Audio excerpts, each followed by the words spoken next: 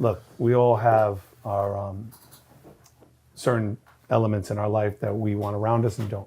Right. What I learned in my recovery and going through my recovery is, there's a tradition, it's the 12th tradition. The 12th tradition says that anonymity is the spiritual foundation of all our traditions, ever reminding us to place principles before personalities, right? For me, toxic environment is something that I cannot be around because it will deny me of my anonymity. It will take away from the core of who I am. Right. And that is just not worth any amount of money in the world. And I have created a business for myself and my family that sustains me very healthily without the need to perform. Right. And I still perform. I am the only MC in the history of Disney to perform at Epcot. The only one. Wow. At the Food and Wine Festival. Every year. Every year. Quietly, humbly, on the low, every year. And I tear that motherfucker down. I perform at the Russell Wilson golfing event in June every year. And I tear that down. I perform with Hootie and the Blowfish and Darius Rucker, who, by the way, is the biggest old school hip hop fan in the world, in Myrtle Beach, North Carolina, at Monday After the Masters. And I tear that motherfucker down. Right. What records do you perform? Pop Goes the Weasel and usually Gasface. And I tear that motherfucker down. And I bring friends. Like one year last year I surprised them and brought out Special Ed.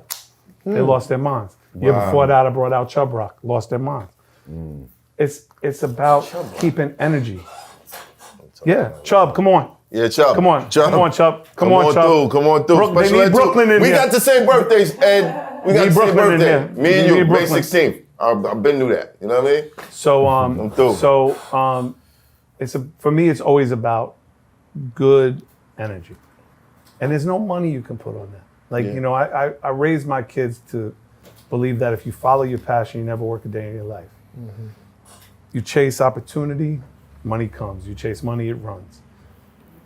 Be happy where you are. Enjoy the success you have. Don't worry about the things you miss. Were there times you were happy? You guys made amazing music. When did it go bad?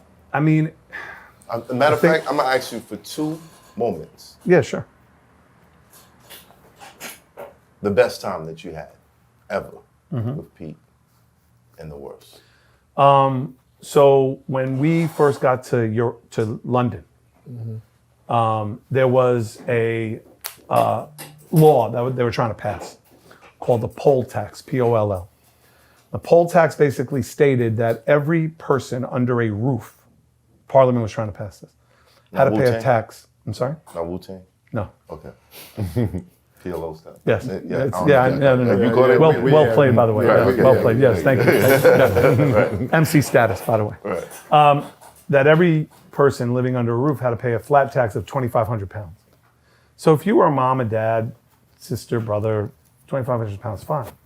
But in the black and brown communities in Brixton and in Camden, well, you had Trini families, you had Caribbean families, and they had 10, 12 people living under a roof. Right.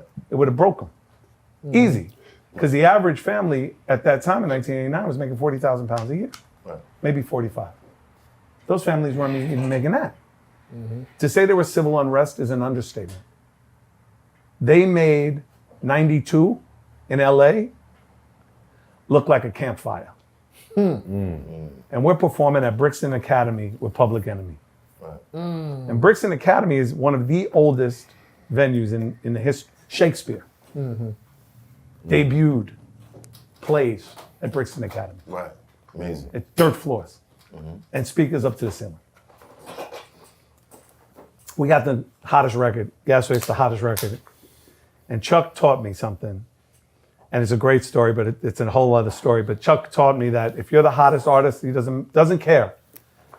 If you're the hottest artist, you close. Didn't even matter if it was Public Enemy's tour. You close. Right. And I'm like, Chuck, are you out of, I am not following Public Enemy, Griff, S1W's Terminator X Flavor. Like, I don't care. He said, Search, you got the record, you close. Okay. All right. They go out, the crowd is going, crowd is, it's nothing but brothers and sisters in there. And Flavor's addressing the poll tax and Chuck's, and the crowd's going great. And it's just, and Flavor climbs up the speakers and it was one of the greatest shows I ever saw. Right. So we come on. Crowd goes crazy. My energy is through the roof. I'm dancing my ass off. Go white boy, go white boy, go white. Closing the show with Search. Gas face. Doo-doom-to-doo. Ah!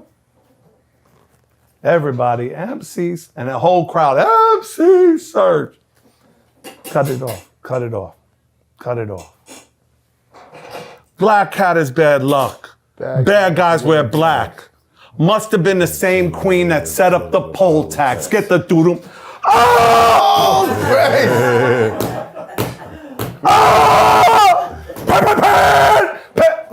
Chaos, running the streets, chaos.